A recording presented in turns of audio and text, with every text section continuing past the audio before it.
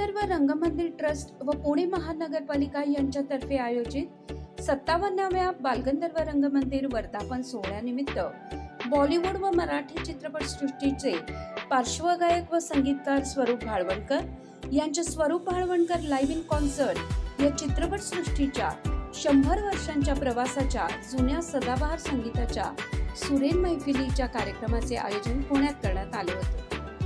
या live in कॉन्सर्टमध्ये स्वरूप भाळवणकर यांनी मराठी व हिंदी चित्रपटसृष्टीतील जुन्या गीतांचे सादरीकरण केले। यावेळी बालगंधर्व कला परिवार ट्रस्टचे अध्यक्ष व अखिल भारतीय चित्रपट महामंडळाचे अध्यक्ष मेघराज राजे भोसले यांच्या हस्ते पार्श्वगायक स्वरूप भाळवणकर यांचा स्मृतिचिन्ह व शाल देऊन सन्मान करण्यात आला। नमस्कार, मी गायक संगीतकार स्वरूप भाळवणकर आणि आज it's a privilege and an honour to perform for this prestigious Balgandharva Mahotsav 57th हा फाउंडेशन डे आहे।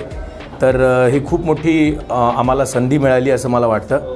आणि जे आमचं गाणं आता आम्ही गुरमीत जी ज्या पंजाबी आहेत पण मराठी एका गाण्यातनं पदार्पण करतायत आणि खूपच आगळं वेगळं असं गाणं आहे, फिलॉसॉफिकल गाणं आहे।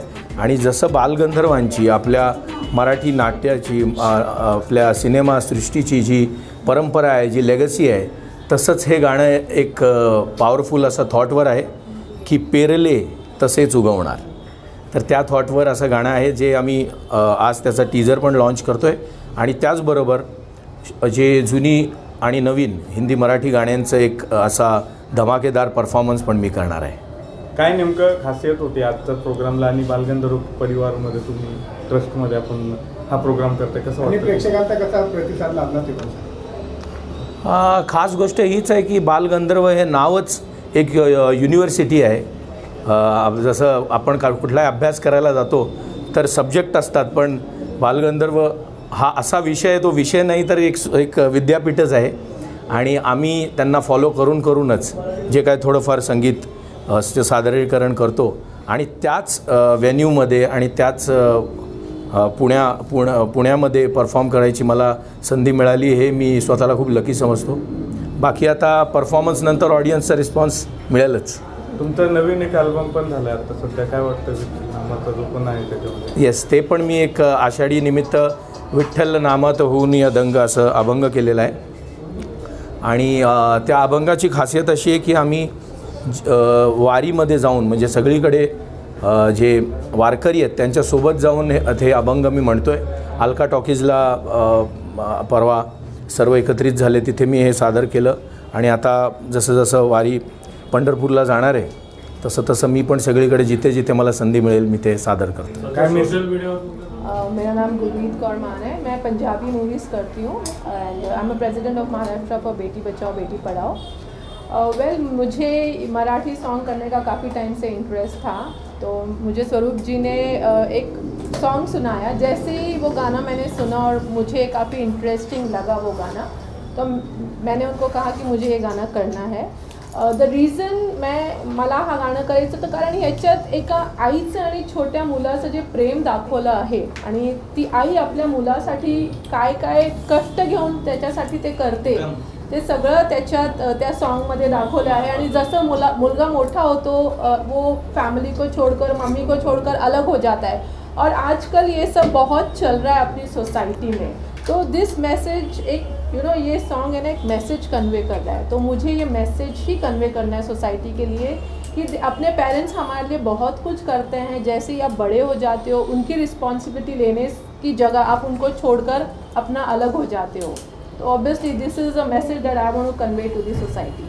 स्वरूप जी के साथ आप अभी ये कर रहे शोज कर रहे हैं, कैसे लगता है स्वरूप जी? और ऑब्वियसली मतलब बहुत अच्छा इनका जो लिरिक्स है गाने की और the way he sings is very good. That's why मैं ऑफकोर्स बहुत सिंगर्स है बट मैंने जब इनको सुना इनमें कुछ अलग ही बात है, इसलिए मुझे इनके साथ काम करने में बहुत अच्छा लगा। स्पेशली वो जो सॉन्ग है, मेरी मम्मा को इतनी मराठी में वो सॉन्ग समझ में नहीं आ रहा था, बट जैसे स्वरूप ने किसी को समझाया था तो मैंने वो गाना पूरा समझ लिया। जब मैं मेरी मम्मी और सिस्टर को ये गाना बता रही थी एक लाइन उसका मीनिंग, तो मेरी मम्मी और सिस्टर दोनों रोने लग गए। और मेरी मम्मी ने ये भी कहा कि इस गाने को हिंदी और पंजाबी में ज़रूर बनाना। तो मतलब आप समझ सकते हो कि किस लेवल का सॉन्ग होगा वो। आज 26 जून 2025 ते 27 जूनच्या पहाटेचे 1:30 वाजलेले आहेत. तरी अतिशय आनंद होतो की 24 तारखेला सकाळी 8 वाजल्यापासून चालू झालेला आमचा महोत्सव तर 27 तारखेच्या पहाटे 1:30 वाजता संपलेला आहे. प्रचंड आनंद आहे सर्व कलाकारांमध्ये. अनेक सेलिब्रिटींची विजय झाली, अनेक चांगले कार्यक्रम झाले, अतिशय सुंदर प्रतिसाद होता आणि अतिशय सर्वच आमच्या कार्यक्रमाची टीमने जे 2 महिने कष्ट घेतले ते आजची झालं असं वाटतं आम्हाला. आम्ही जे निमंत्रित केले ते सर्व पाहुणे पण आले, सेलिब्रिटी पण आले, चांगली व्याख्यानं झाली, परिसंवाद झाले, वेगवेगळे कार्यक्रम झाले आणि कुठलेही विघ्न न येता, कुठलेही वादविवाद न होता अतिशय शांतपणे आणि अतिशय देखणा सोहळा पुण्यातला जो नावाजला जातो आणि महाराष्ट्रातील मुख्य सोहळ्यामध्ये ज्याची गणना होते एक कुठल्या इव्हेंट एजन्सीने न केलेला, कलाकारांसाठी केलेला सोहळा अतिशय सक्सेसफुल झाला असा मला आनंद वाटतो. मी सर्व पुणेकर आणि महाराष्ट्रातील रसिक प्रेक्षकांचे आभार मानतो, आमच्या कार्यकारिणीतील सर्व सदस्यांचे आभार मानतो आणि 2026ला याहीपेक्षा अजून चांगला कार्यक्रम आम्ही पुणेकरांसाठी घेऊ एवढी ग्वाही देतो. तर खास या बालगंधर्व वर्धापन दिनासाठी त्यांची सर्व टीम घेऊन मुंबईवरून पुण्यात आले. त्यांनाही अतिशय आनंद झाला, त्यांनाही आवडला हा सोहळा आणि निश्चितच त्यांनी ग्वाही दिली की प्रत्येक वर्षी मी हजेरी लावी या सोहळ्यासाठी. आम्हालाही अतिशय आनंद झाला की एवढा हिंदीमधील ख्यातनाम गायक एक मराठीतील रंगभूमीवर या महोत्सवासाठी हजर राहतो आणि स्वखर्चानं कुठलंही मानधन न घेता इथे येतात. त्याबद्दल मी त्यांचेही आभार मानतो आणि त्यांचंही अभिनंदन करतो. धन्यवाद.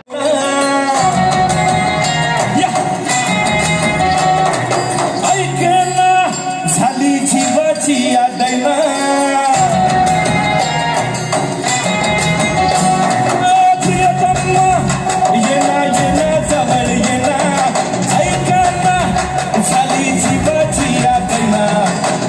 साजणे तुझ्याच मागणे तू नको जाऊ माझ्या ग संग पुन्हा तू पण प्रेमाचा रंग लावू ये ना सदा ये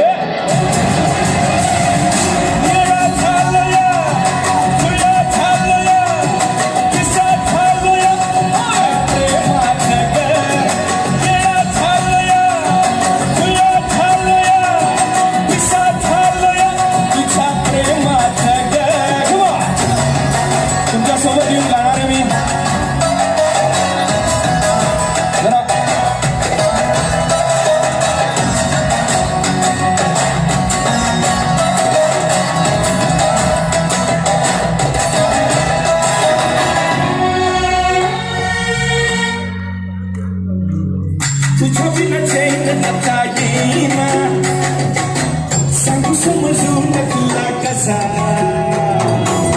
सपनात तूच तू ग दिसते मला दिसते या चांगला ग दिसा